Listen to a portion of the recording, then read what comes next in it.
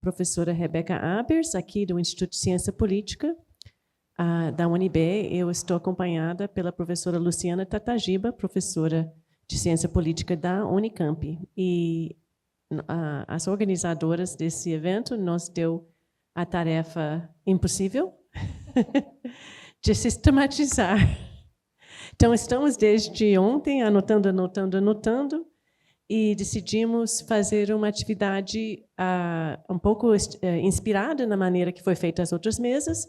Nós fizemos perguntas para nós mesmos, né? Nós temos 3 perguntas, porque não conseguimos dividir em 2, como foram as outras, né? E a primeira pergunta para nós mesmos é: onde a gente está no debate sobre a democracia? Onde é que, a partir de que olhos a gente observa esse evento, essas conversas que foram feitas hoje? Aí a Luciana vai falar um pouquinho, e depois a gente vai para a segunda pergunta. Isso, bem. Primeiro eu quero agradecer enormemente a honra de estar aqui junto com a Rebeca fazendo essa sistematização e reclamar muito também disso, porque é uma missão impossível, assim, né? Então, nós fizemos perguntas para nós mesmas, mas nós não temos respostas para essas perguntas, obviamente. Então, já vou também avisar. Bem, onde a gente está no debate sobre a democracia? Eu começo aqui com a fala da Marisa, a diretora do IPOL, que deu para nós as razões da conferência, né? Ela disse para nós que o nosso desafio aqui era ir além do diagnóstico dos problemas, explorar alternativas democráticas. E ela disse que nós temos uma missão urgente: refletir sobre as novas maneiras de decidir e conviver nas sociedades de forma a responder ao alto nível de desconfiança na própria democracia, que tem aberto espaço para que imaginários antidemocráticos conquistem mentes, corações e votos. Né? Acho que a Marisa colocou isso de uma maneira muito clara. E as mesas anteriores, desde ontem, deixaram muito claro que um desafio e que teve permeando todo o Congresso era a centralidade de disputar o conceito da democracia a partir do reconhecimento das pessoas que foram deixadas para trás nesse projeto de modernidade e de democracia excludentes, né? Acho que a Laila falava aqui, essa mesa foi muito interessante nesse sentido, ela fecha esse sentido que estava posto, e a pergunta é: que democracia é essa? O que a gente quer inovar nessa democracia e como vamos inovar? Então, acho que o seminário se colocou nessa direção. E a Marisa deu para nós régua e compasso quando afirmou os pressupostos comuns que estariam orientando o nosso trabalho e, portanto, apontam para onde a gente está no debate sobre a democracia. O primeiro pressuposto é a democracia como processo, cheio de idas e vindas, que não dá mais para pensar em termos de ondas, né? Não está definido, as coisas vêm e vão. E aqui também fica claro, e ao longo dos dias, também a democracia é uma conquista que não caiu do céu, é resultado de muita luta. O segundo pressuposto que a Marisa coloca para orientar a nossa discussão é a importância de reconhecer os múltiplos vetores de desigualdade e sua centralidade para qualquer reflexão sobre a democracia. O terceiro pressuposto é que a compreensão da democracia que orienta esse encontro é da democracia como projeto inacabado e em permanente disputa. Para finalizar essa rodada, acho que a gente tem aí, também fica claro, né, que pensar a democracia nesses termos aponta para os desafios contemporâneos da ação e da análise política.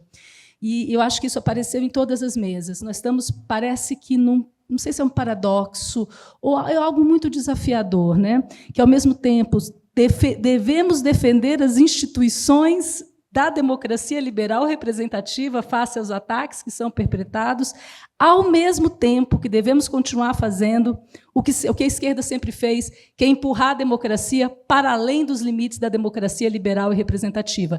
E isso tem desafios para a ação, para a análise política, tem desafios práticos e tem desafios normativos para pensar as utopias democráticas nessa quadra histórica. E eu acho que isso ficou muito patente no seminário. Para terminar, a Flávia nos lembra dos desafios de pensar no que efetivamente é novo nos desafios contemporâneos da democracia. Afinal, estamos falando de uma região repleta de desigualdades.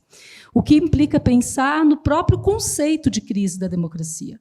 O que há de novo nesses conflitos e quais são os fatores, né, que explicam essa novidade, que interpela os conflitos políticos e sociais da democracia hoje. Acho que a gente estaria um pouco nesse lugar do debate, né, sobre a democracia. E complementando um pouco o que a Luciana acabou de falar, até porque a gente conversou sobre isso antes de agora, né? Quem é alguns chamam do campo progressista, podemos chamar do campo da defesa do aprofundamento da democracia, né, da radicalização da democracia, se encontrou, como disse a Luciana agora, nos anos recentes, com a ascensão da extrema-direita, nessa situação paradoxal de defesa das instituições, do sistema, né? Esse tem sido o desconforto do lugar e a maneira explosiva de atuação da ultradireita, a partir da surpresa de movimentos novos a cada instante, deixou os democráticos, né, em uma posição sempre na defesa, né?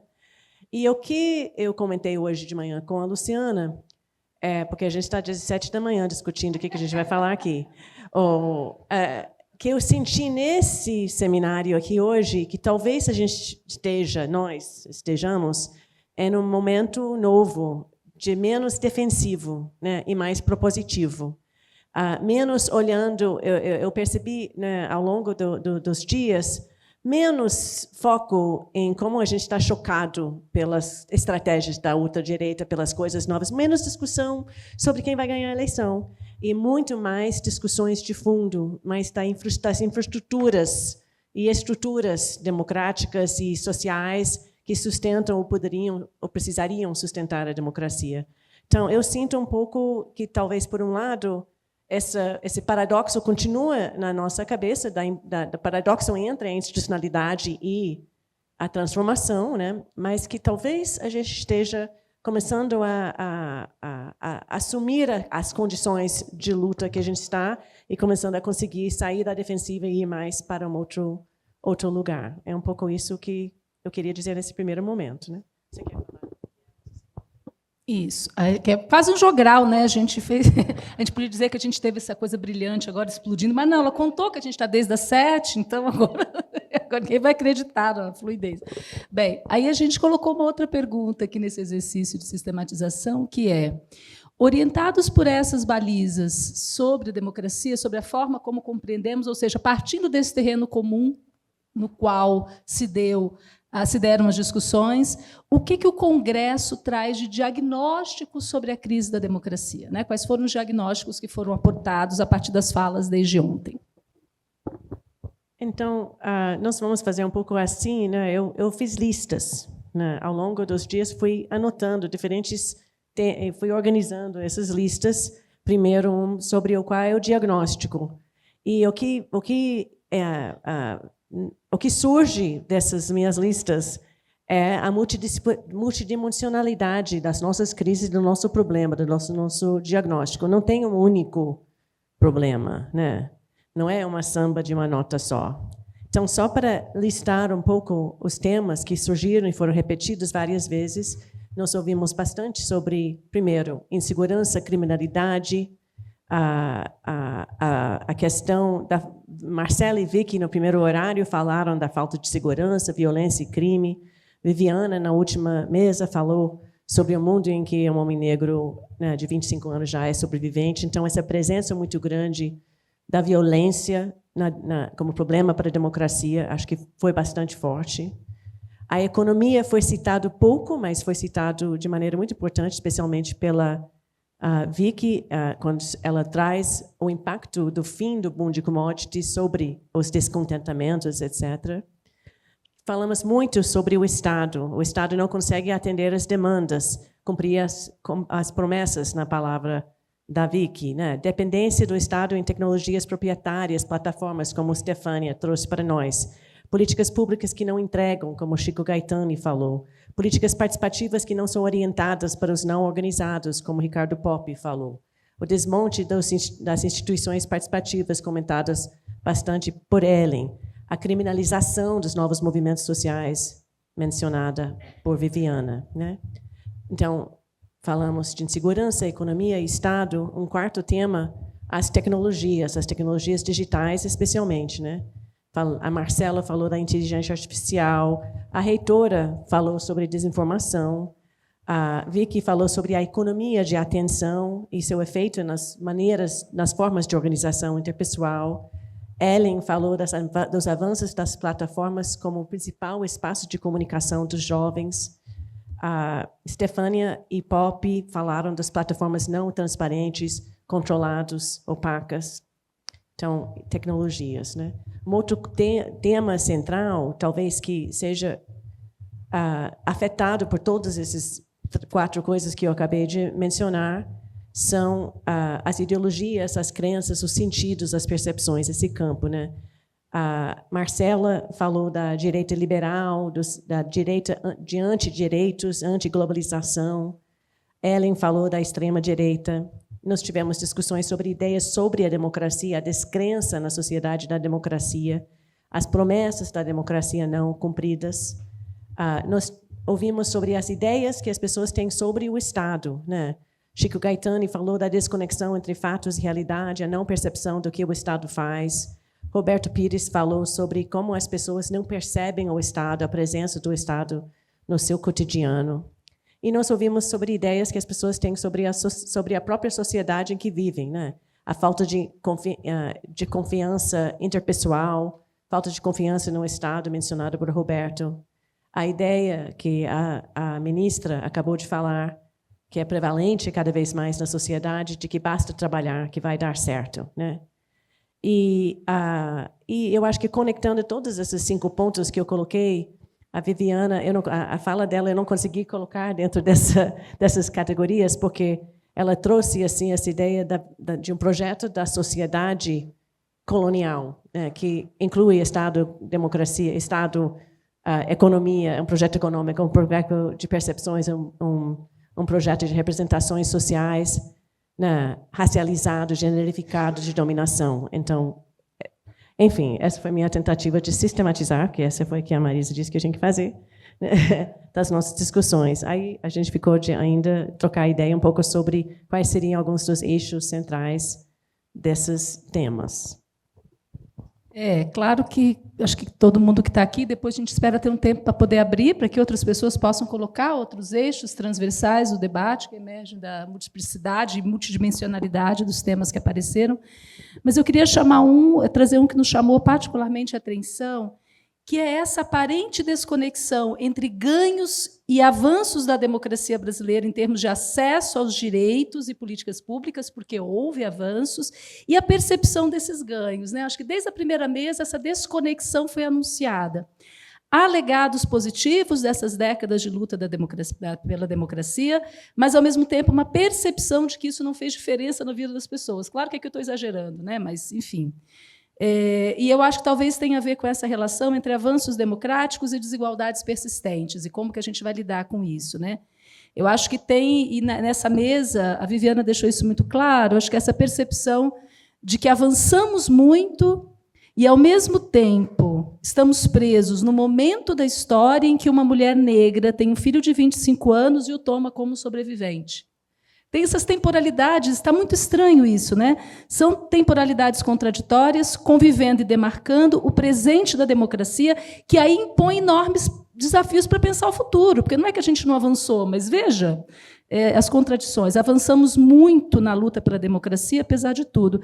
Mas aí eu acho que também tem uma fala boa, da que a Viviane coloca aqui no final, ela sintetiza, me chamou muita atenção quando ela diz: ao mesmo tempo, o que nos trouxe até aqui não vai nos levar muito mais adiante.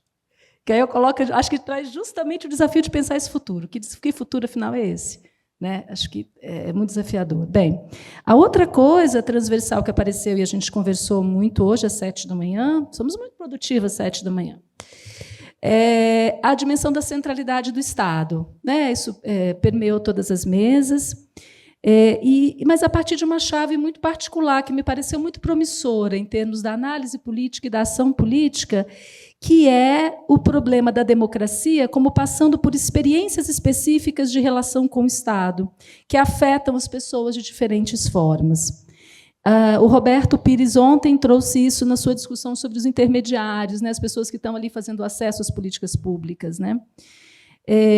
Eu acho que a Ellen traz isso, inclusive essa ação de intermediação, na forma como conduz os jovens a ver o mundo a partir de uma outra matriz discursiva e comunicacional. Então, eu acho que tem essa dimensão de pensar o Estado e pensar as políticas públicas a partir de um registro que é pensar a experiência que as pessoas têm de relação com o Estado. Então, isso chamou muito a nossa atenção ao longo de todo o encontro.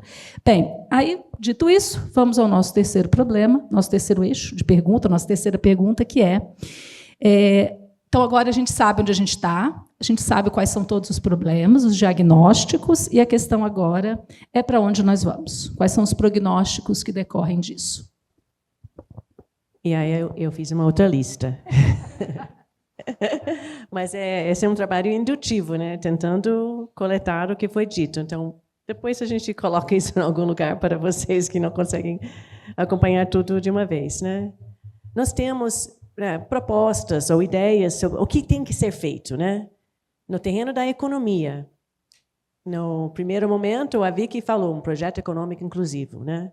No final de hoje, a Viviana falou um projeto decolonial, né? Então, são duas maneiras de falar sobre a necessidade de não presumir que a economia, o projeto econômico tem que ser este que nós temos, né?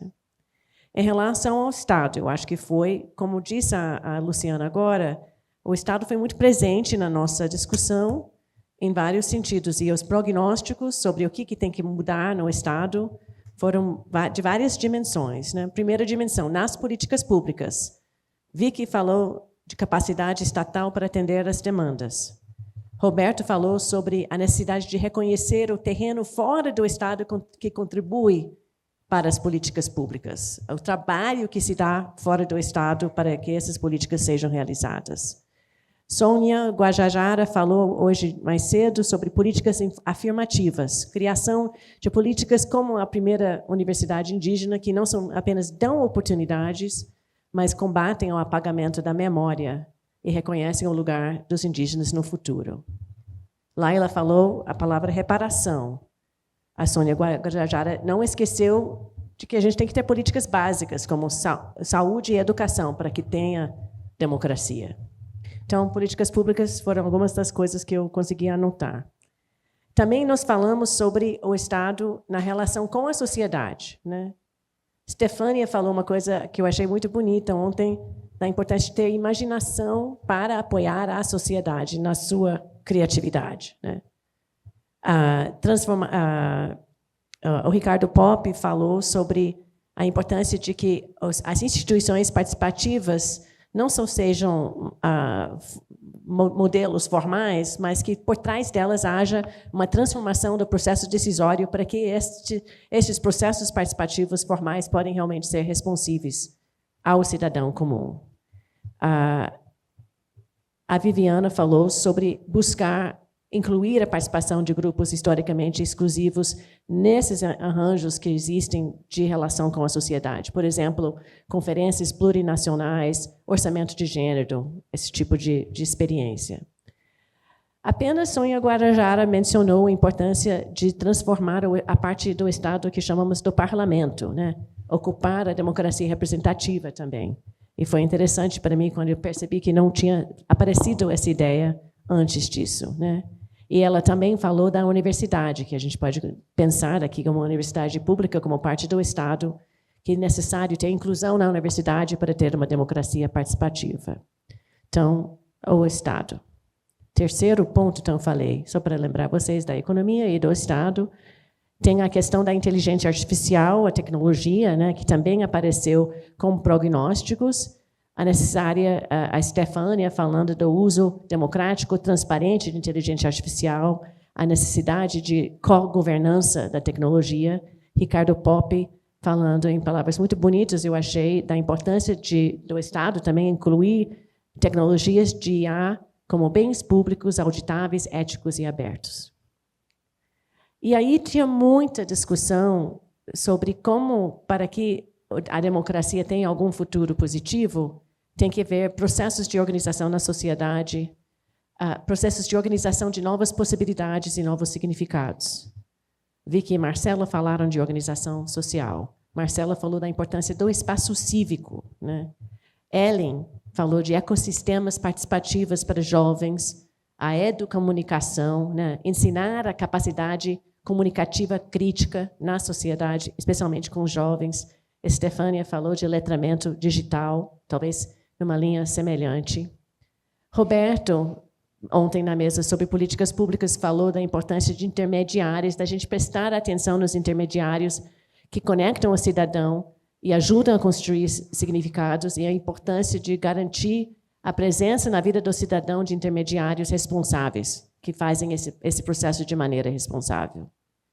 A Laila falou muito do território, das lutas territoriais, e aí trazendo essa ideia que a Luciana acabou de falar, das experiências de vida das pessoas, né? É onde o ativismo possibilita que algo acontece. A ideia daquilo que é louco se tornar uma possibilidade, seu enraizamento em experiências e lutas nos territórios. Sônia falou da transformação da educação, da inclusão de grupos incluídos, mas também da transformação do que é ensinado. Viviane falou sobre linguagens acessíveis para decolonizar a democracia. Laila falou das barricadas, está tudo mais recente, então vocês ainda lembram, mas aí achei muito importante essa ideia da experiência da barricada também como espaço de construção de outras formas de viver. E a Viviana falou da importância de interconectar as lutas, de que tem inegociáveis que pode ser da luta do outro, mas que nós não podemos abrir mão, né? E, em torno disso tudo, eu cheguei a um conjunto de perspectivas norteadoras que eram propostas ao longo do seminário, formas mais gerais sobre, talvez, que pode nortear nosso olhar. Desde o início, quando Vicky falou uma coisa interessante sobre a ideia de que os grupos, que temos que entender que diferentes grupos têm diferentes taxas de mudança, até o final, quando a Viviana falou que não há futuro sem volta ao passado. Ou como a Laila falou, citando o Paik, daquela conexão entre os corpos que vieram transportados, né, corpos negros transportados, como que isso é conectado a uma luta para a liberdade do passe, do transporte público. E que nada vem, terceiro ponto geral, nada vem de mão beijada, tudo vem com muita luta, como disse a Sônia Guajajara, e a democracia não caiu do céu, como disse a Viviana. Então, o último ponto é só para a gente costurar um pouco, né? Isso, só para a gente costurar um pouco. O último ponto que a gente pensou, e aqui a gente vai fazer um bate-bola ainda mais intenso, né, quais são os desafios que ficam. Se a gente pudesse estar recomeçando o Congresso agora, Futuros da Democracia 2, depois do almoço, da onde que questões que ficam para serem aprofundadas, né? Eu acho que a primeira delas, que também estava nas nossas conversas, mas talvez a gente não tenha conseguido ir tão longe nele, que é o desafio de construir e nomear, identificando os novos imaginários da democracia, dar nome para esse troço. Quais são esses novos imaginários? Listá-los, entendê-los enquanto projetos de sociedade. Eu acho que isso ainda fica como grande desafio. Que a Viviana, na sua fala final, disse: o problema de construir uma linguagem de resistência e de luta, numa gramática da democracia e da política, como um projeto democrático que incorporem essas resistências como parte constitutiva e não enquanto um outro. Né? Então, acho que isso é um desafio. A coisa dos novos imaginários e que nome dá para eles, eu acho que ainda fica como um desafio importante. Eu acho ligado a isso, uma das questões que surge é como criar condições para que tenhamos criatividade nesse momento, porque a gente não sabe, obviamente, nós não temos clareza ainda sobre quais são os futuros bons da democracia, porque os futuros ruins a gente tem mais ideia, né? O fim a gente já sabe que é uma possibilidade, né? Ficar como estamos é outra, mas as outras alternativas a gente não tem certeza, né? Mas como que ter essa criatividade, né? Eu acho que uma coisa que surgiu muito dessa última mesa, especialmente eu acho que com aquela imagem da recusa criativa, do bastidor que a Laila trouxe para nós, é que é na experiência de tentar, de fazer, de questionar, que novas ideias surgem, né? Mas a gente precisa fazer isso na sociedade, mas também no próprio Estado. E parece que o Estado que é muito fechado para essa criatividade. Então, eu acho que uma coisa que ficou, para mim, ainda não muito bem desenvolvido, é como abrir o Estado nesse momento atual, que a gente está lutando para que ela exista, que ela tenha as suas características tradicionais intactas, como abrir esse Estado para ser um espaço não somente indutora e apoiadora das criatividades da sociedade, mas também um espaço de agência criativa. Isso, para mim, eu acho que, para que tenha uma democracia, o Estado tem que ser um espaço que de qual a sociedade controla. Então, ela tem que ser transformada. Ele tem que ser transformado. Eu acho que outro ponto aí conectado perpassou todo o Congresso e foi acentuado na fala da Laila, se a gente precisa também de um projeto de democracia ou de futuro que incorpore, mas vá além das articulações com a institucionalidade e a política pública. Eu acho que a gente devotou muito espaço, né? Devotamos como sociedade brasileira para esse caminho institucional, o que nos leva a, nesse desafio, repensar o que a gente está chamando de participação, acho que volta aqui o ponto que a Rebeca já colocou, mas repensar o que a gente está chamando de participação, nomear, ampliar o radar. A gente conversava ontem no jantar, né, Ellen, sobre como é importante a gente conseguir nomear as coisas que estão rolando sob a chave da participação e visibilizá-las. Um segundo ponto, acho que fica também como desafio, é a dimensão da economia política. Ela permeou todo o debate aqui, na chave do neoliberalismo, mas também nas discussões sobre o trabalho, sobre o empreendedorismo, tudo isso interpela esses futuros da democracia. E eu acho que este campo tem como desafio, para pensar um projeto, para pensar análise política e para pensar a política, como é que a gente combina uma análise da economia política com a análise dos corpos. Como é que a gente faz essas duas, aterrizar a economia política, não apenas nas disputas das ideologias, mas nos corpos que conduzem essas disputas? Porque eu acho que isso vai dar um outro tom e a gente vai parar de ficar repetindo bobagem igual identitarismo. Né? Essa coisa, assim, a gente vai conseguir qualificar o debate da economia política se a gente conseguir articulá-la aos avanços propiciados pela própria redemocratização. Acho que tem um caminho aí frutífero para a gente explorar. E aí a gente está terminando, Rebeca. Não, eu estava pensando, eu percebi que na nossa listinha eu pulei uma, mas acho que seria meu ponto final por agora, porque aí a gente pode abrir, né? Às vezes parece que, né, o tamanho das nossas soluções é muito pequenininho pelo tamanho do problema, né?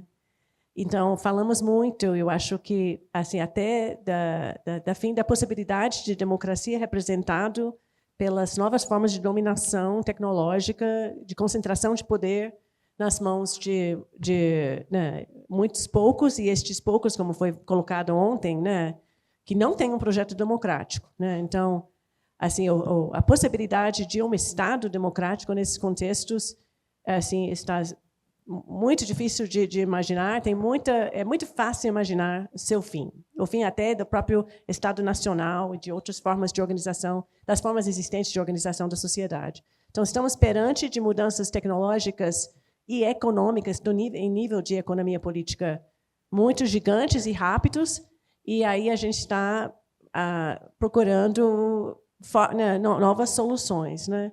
E as nossas soluções estão, como falamos, né, nas experiências de vida das pessoas, nas experiências na experimentação, né? Eu acredito nisso. Eu acho que apesar de todas as possibilidades, só vai ser nas frestas e nas experimentações que vai chegar novas possibilidades. E por isso que talvez é porque a gente fica muito influenciada pela última a falar. Então, a Laila, essa ideia que ela trouxe na fala toda dela, de que 10 anos atrás o passe livre não seria possível, isso é importante, a gente segurar essas experiências também. A passe livre não vai resolver a dominação do mundo pelos robôs.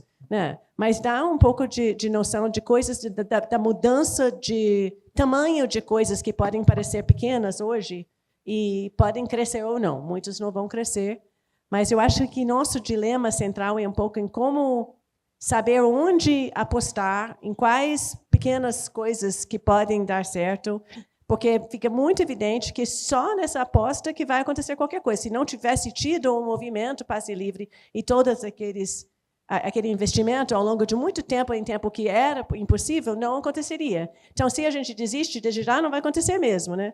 Mas está muito difícil, nesse contexto de rápida mudança, saber exatamente onde apostar. Então, esse é um pouco o dilema de como apostar na transformação e na possibilidade, né, futura nesse momento de mudança tão rápida.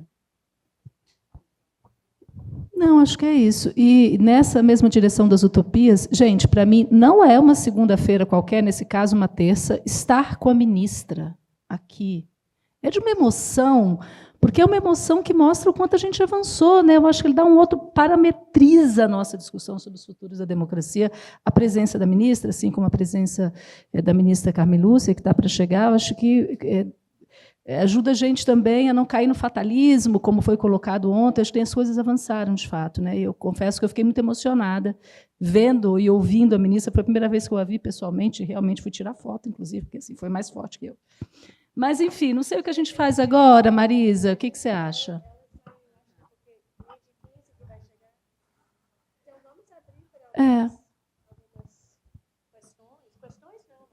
Não, comentários, né?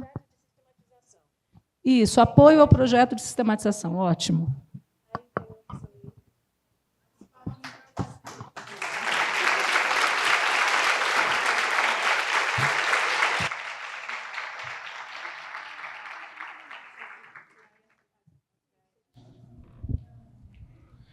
Bom dia, professora Luciana Tatagiba, professora Rebeca. Eu sou o Juan, sou estudante de Ciências Sociais aqui da UNB. E, bom, eu tenho uma pergunta que é para vocês duas, mas é baseada especificamente num artigo que a professora Tatagiba escreveu em 2014, que se chama 1984, 1992 e 2013, sobre o ciclo de protesto e democracia no Brasil.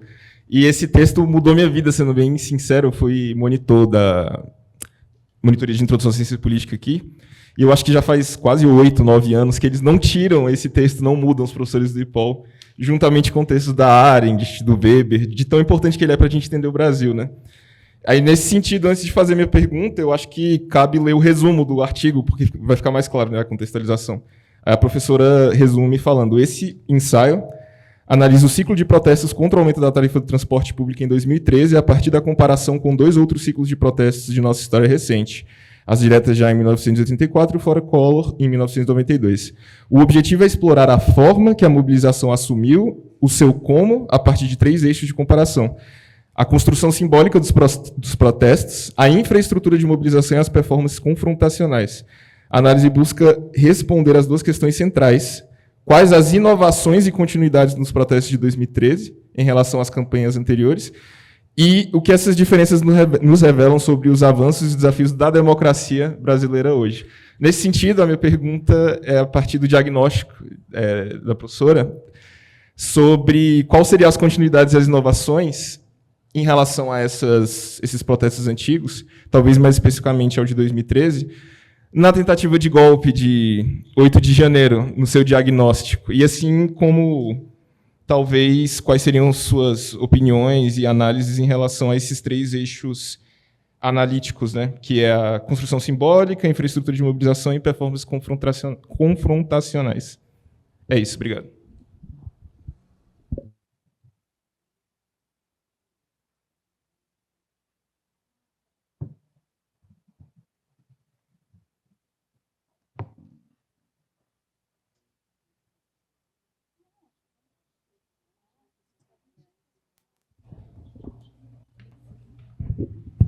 Obrigada, eu sou Viviana. Só para situar, a gente acabou de definir aqui, acho que a ideia mais importante para nós é ouvirmos e compartilharmos diagnósticos, outros caminhos que a gente não trouxe, outras questões que seriam importantes, agenda de pesquisa, mais do que propriamente uma resposta da mesa, tá? Então, fiquem muito à vontade para trazer seus comentários. Desculpa te interromper. Que é isso, nenhum problema. Eu sou Viviana e eu vim ao encontro de dois aspectos, né? De pensar a questão concreta, né, que vocês trazem ao final, de que resta para a gente um desafio de dar o nome, né, de fato nomear o que é esse futuro, o que vai ser a inovação, de materializar um pouco mais e também de pensar essa dimensão econômica, né, que parece ter aparecido pouco.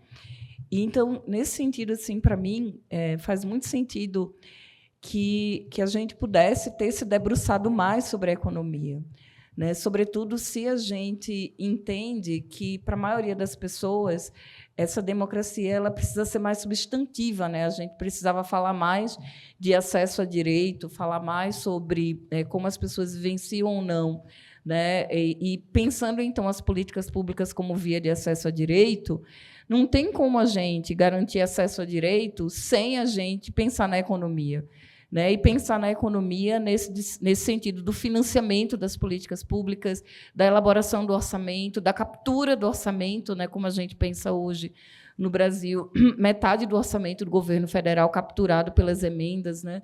Então, eu acho que, de fato, a gente precisa construir cada vez mais esse nexo entre democracia e economia, e pensar como o poder econômico ele fragiliza a democracia, né? E essa democracia ela vai ficando inacabada e capturada, né, por essas soluções, as falsas soluções. O Estado não consegue ser garantidor, então aparece alguém que captura o orçamento e distribui meia dúzia de tratores, e essa é a solução. Eu acho que, nesse sentido, também vale a pena pensar, sobretudo pela lógica de como as soluções morais elas foram o contraponto para a ausência de solução econômica nos últimos anos no Brasil. Exatamente porque a gente não tinha uma grande solução econômica, dada a situação mundial, então o problema é gênero, o problema é o ataque à família, e isso persiste, né? A gente desloca, a extrema-direita desloca o problema para um campo moral e acusa, né, o Estado de acesso a direito de grupos vulnerabilizados, exatamente porque não possui uma solução econômica, dado o seu alinhamento com o sistema de exploração atual. Por outro lado, pensando nas soluções, eu sempre fico muito emocionada quando eu penso nas mandatas coletivas, porque eu sempre trabalhei na agenda de criança e adolescente, e há uns anos atrás, talvez há uns 10 anos atrás, eu lembro que eu trazia que a gente estava construindo um material para trabalhar com meninas sobre participação política. Eu dizia, eu acho que a gente devia ir além. No eixo liderar, a gente devia pensar em outras formas de ocupar a política. Eu lembro de um colega, um homem branco, sudestino, me dizendo, mas isso aí é uma bobagem, isso nunca vai mudar. E, naquele ano, a gente tinha só uma experiência, e eu trouxe a experiência da proposta de mandata coletiva, e ele falava, mas isso aí não vinga, isso aí é uma coisa só. E, de lá para cá, o quanto mudou, quantas mandatas coletivas a gente tem, né? Então, pensar no que tu disseste ao final, Rebeca, de que, às vezes, são soluções muito pequenas, mas a gente não sabe o que é que vinga. Então, eu acho que todo sonho pequeno ele deve ser sonhado e deve ser alimentado. Obrigada.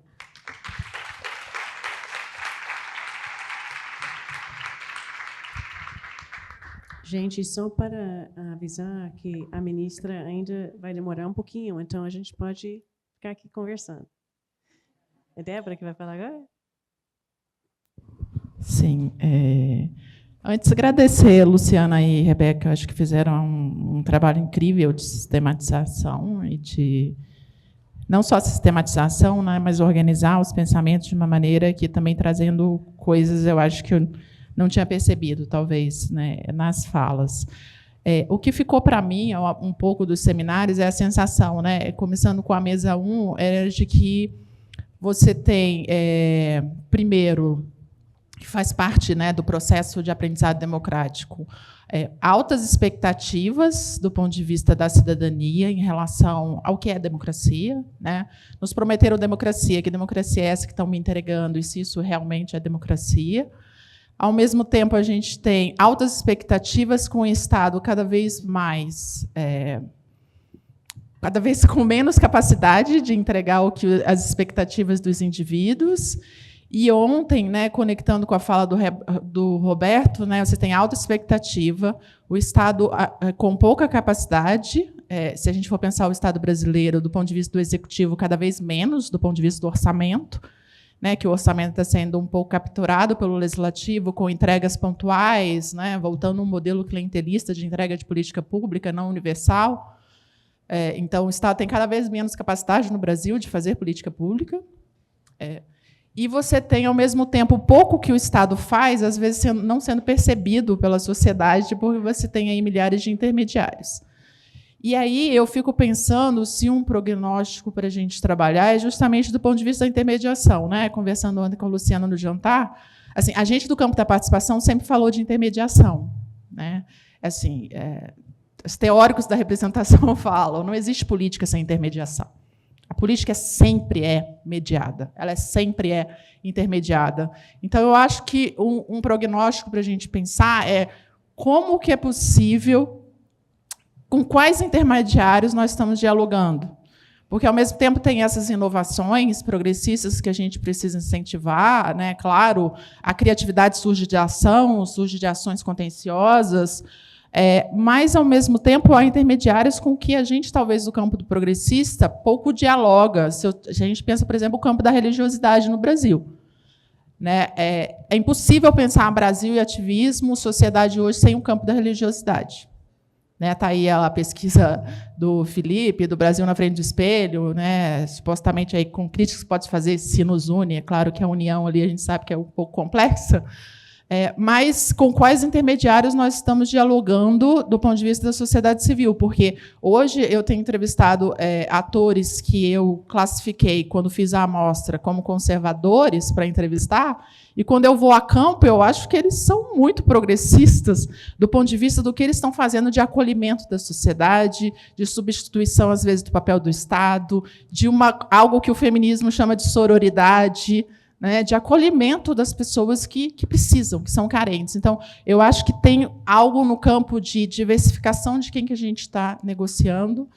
Para melhorar essa comunicação, a gente tem que melhorar com quem que a gente está dialogando e quais são esses intermediários. Então, eu acho que é um campo. E o campo da própria representação política.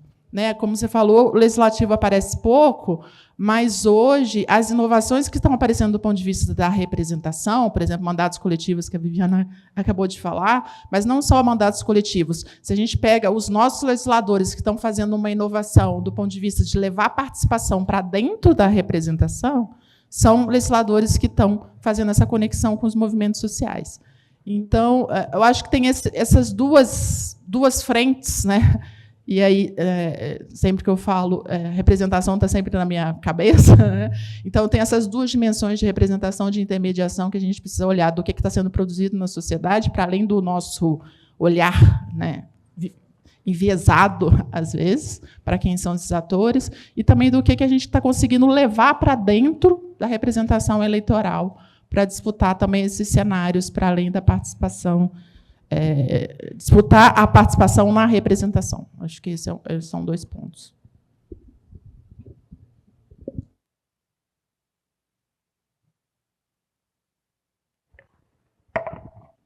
Sí, estoy totalmente de acuerdo con lo que dijo Débora y me parece, sobre todo si uno piensa más allá de Brasil, que los actores religiosos son súper diversos, o sea, no sé, los podría llamar o conservadores o progresistas. Hay realmente una gran diversidad y depende también de cómo entendemos el conservadurismo y el progresismo y cuáles son los ejes sobre los que nos apoyamos.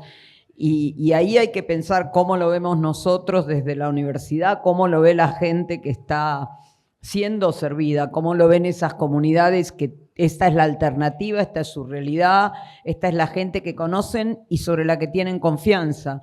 Y ahí me parece que si queremos pensar la representación desde otro momento, desde otro lugar, podría ser con ellos o alternativamente, si no, hay que ofrecer lo mismo, o sea, hay que estar en esos lugares donde no está el Estado y hay que generar comunidades que sean reales, porque la promesa del Estado que trajo la izquierda durante ¿no? El pink tide, no sé cómo se dice, no fue un Estado real. Mucha gente no vio ese Estado. Esos derechos no fueron reales. Entonces, si ese Estado no está y una iglesia, sea católica, sea evangélica, sea cualquiera, les ofrece un esfuerzo de solidaridad, de compartir, de organizar, es más real. Y la alternativa a las iglesias es el crimen organizado, que también organiza, pero no desde algo que sea tan de abajo, o que es mucho menos horizontal. Entonces me parece urgente el tema de crear comunidades y interactuar, reconocer y dialogar con las comunidades existentes, más que desde el prejuicio. Gracias.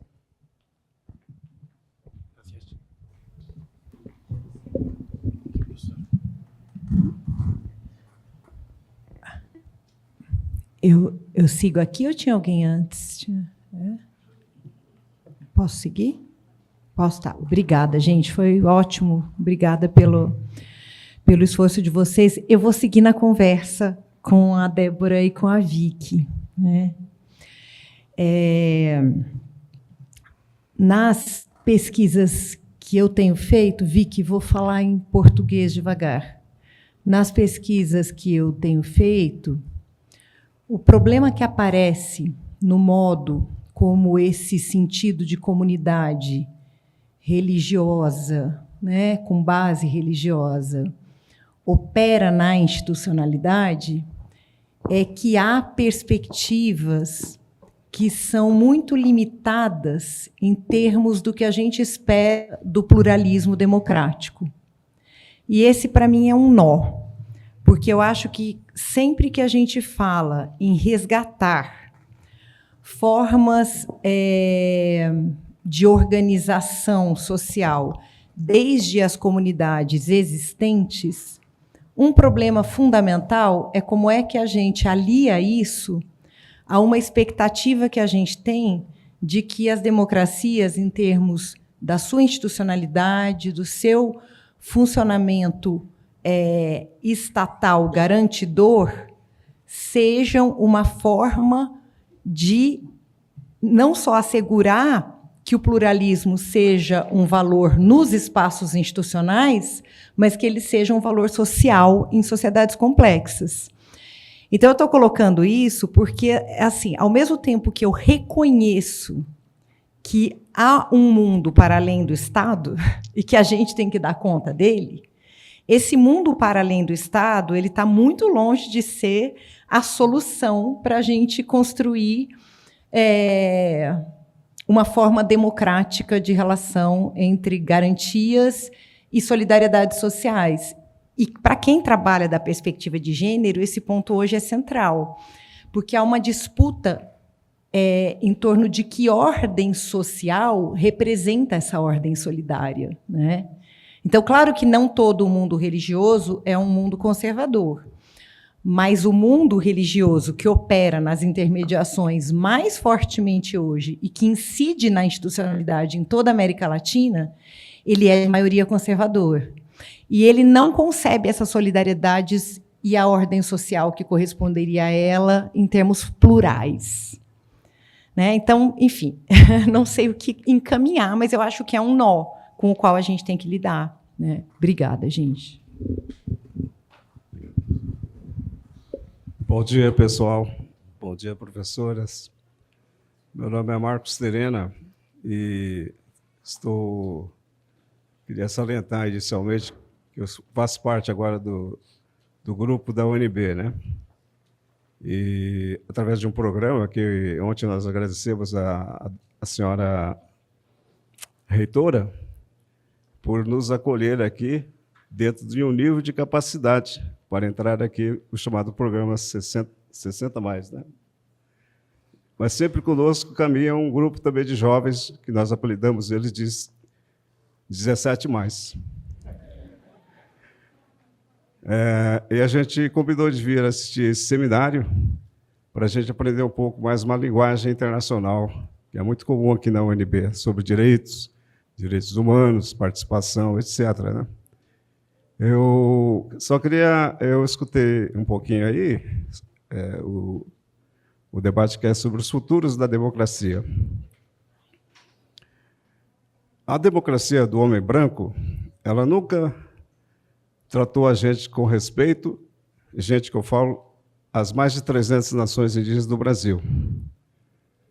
Aqui na UNB, nós temos cerca de 200 alunos indígenas. Nenhum deles está aqui dentro dessa sala, por exemplo, né? Eu vim por causa dos 60 mais, né? E estou aprendendo muito com vocês, conversei com algumas professoras da Argentina, do Panamá, da Colômbia, lá no cafezinho.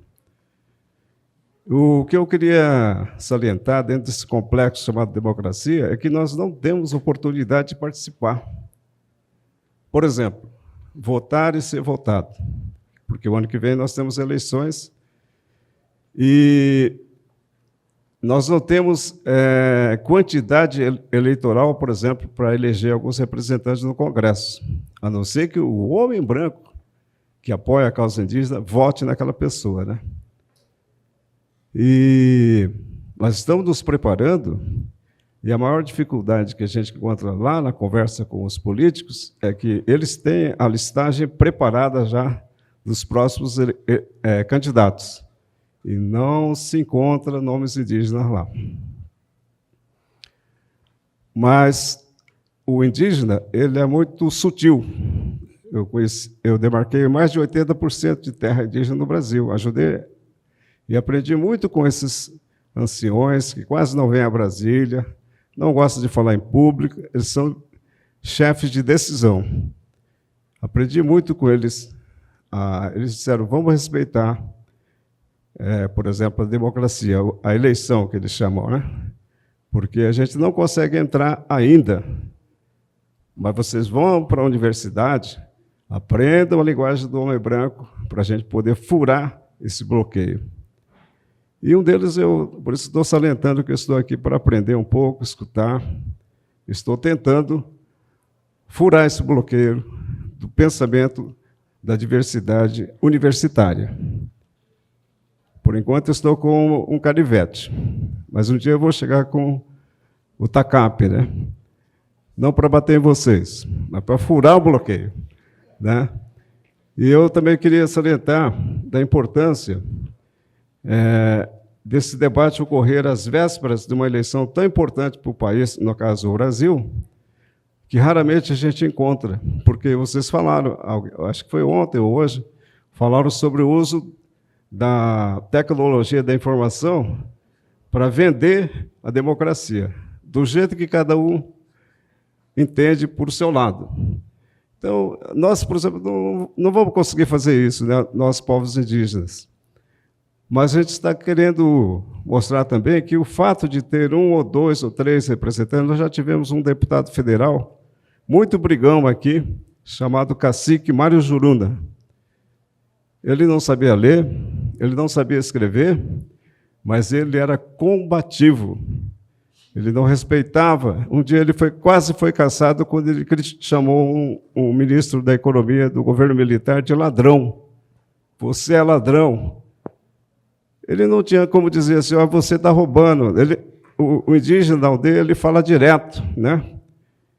E quiseram caçá-lo, né? Então, tudo isso são doutrinas indígenas que a gente precisa também explicar para as professoras.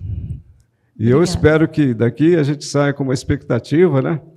Um último detalhe, professora, é que a ministra vai chegar aqui, por exemplo, ela é responsável por uma iniciativa do Tribunal Eleitoral, onde ela assegura, de alguma maneira, cotas para as mulheres, para os negros, e a gente falou para ela, e os índios? Ela disse que ia colocar, então estamos esperando, sempre respeitando o direito de todos os brasileiros e também dos estrangeiros que vivem aqui. Obrigado. Muito obrigada.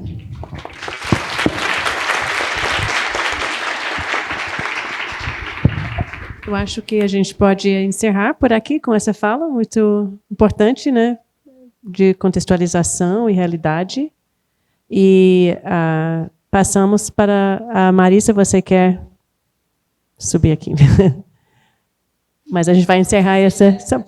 A gente agradece, enfim, os comentários, mas a ideia era que a gente não respondesse propriamente, porque são questões que compõem esse... Enfim. Muito obrigada, gente, pela sistematização coletiva.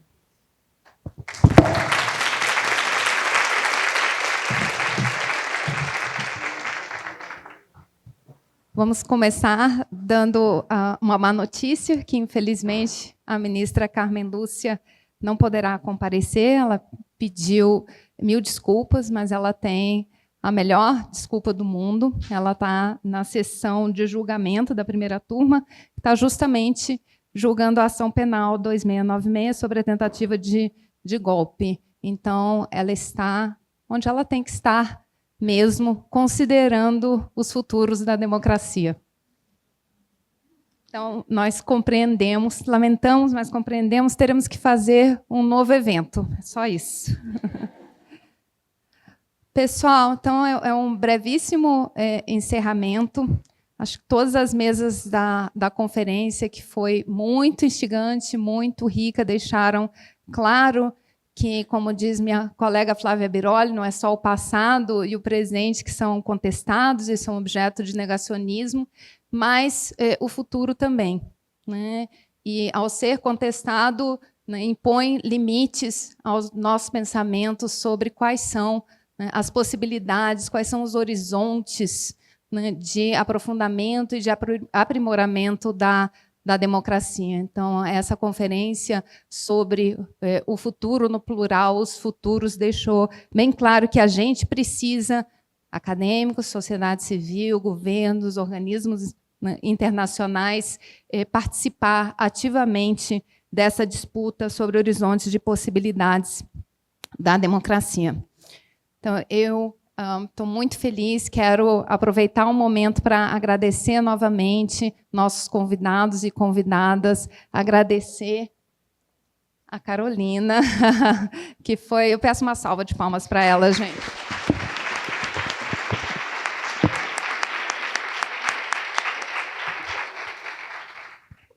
Agradecer também, obviamente, a equipe do IDEA, especialmente o Luiz, que está sentado ali, agradecer a secretaria do IPOL, meus colegas do IPOL, que pensaram, né, foi um pensamento coletivo, uma organização coletiva, e também a equipe da Finatec e da secretaria do Instituto de Ciência Política.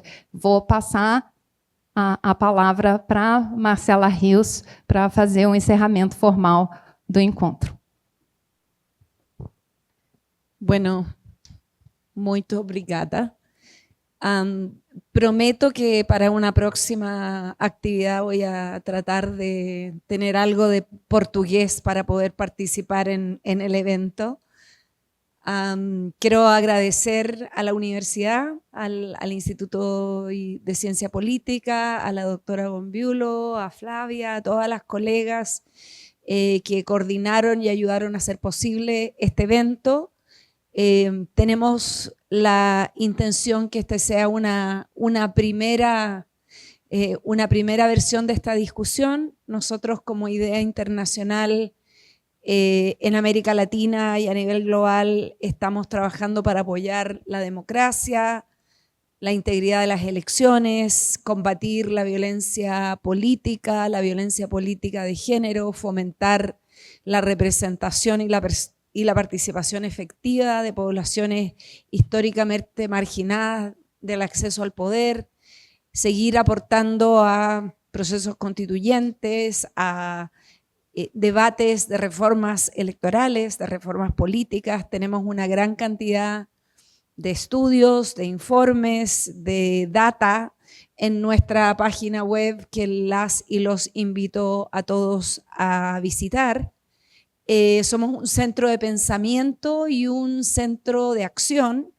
Entonces, no solo hacemos investigación y estudios, sino que sobre todo tenemos una vocación de generar debates, de poder convocar a distintos actores, de generar espacios de conversación entre actores que no necesariamente se reúnen, y por eso siempre estamos intentando también convocar y participar de debates con las universidades y con el mundo académico, vincular al mundo académico con el mundo activista de los movimientos sociales, de los órganos electorales.